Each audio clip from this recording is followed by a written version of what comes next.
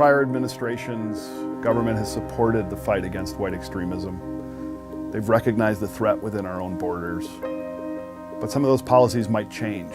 Maybe we hear things about white extremism being removed from the countering violent extremism focus, and I think that that's a mistake.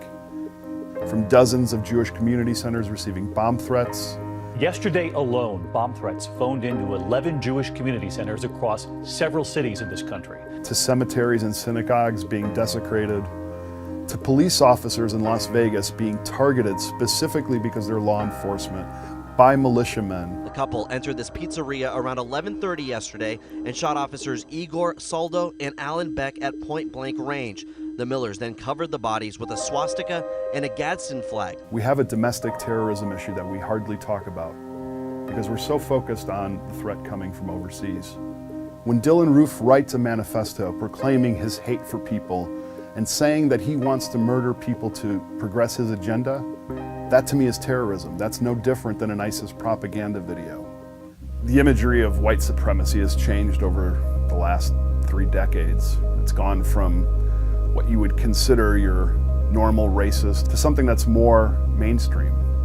Suits and ties, fashionable haircuts, and clothes that would never identify them as neo-Nazis until they opened their mouths.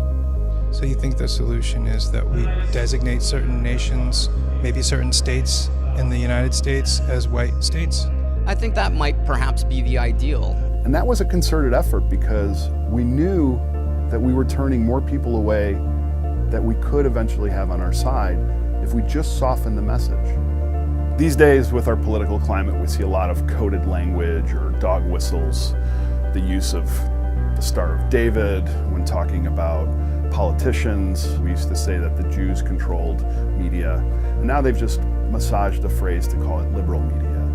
And make America great again? Well, to them, that means make America white again. White nationalists, just like any other extremist group, promise paradise. They promise that the problems of crime and the problems of white genocide are going to go away, and that you come from a very white, noble cause, and that your culture is worth protecting. The problem is nobody's trying to take that away from you. The only problems that they have are the ones that they inflate with propaganda, with fake news, where they teach you that blacks commit more crimes against white people or that Jews control the media and the finance system. These are all conspiracy theories. There's no basis in truth. And I know this because I helped create those lies from the very beginning. And I helped spread them. And ultimately, I believed them myself. And I infected that lie into other people that were innocent. And even 20 years later, after I left the movement, I'm still pulling up the weeds from all those seeds of hate that I planted. Which is why I've dedicated the last 20 years of my life to help eradicate racism.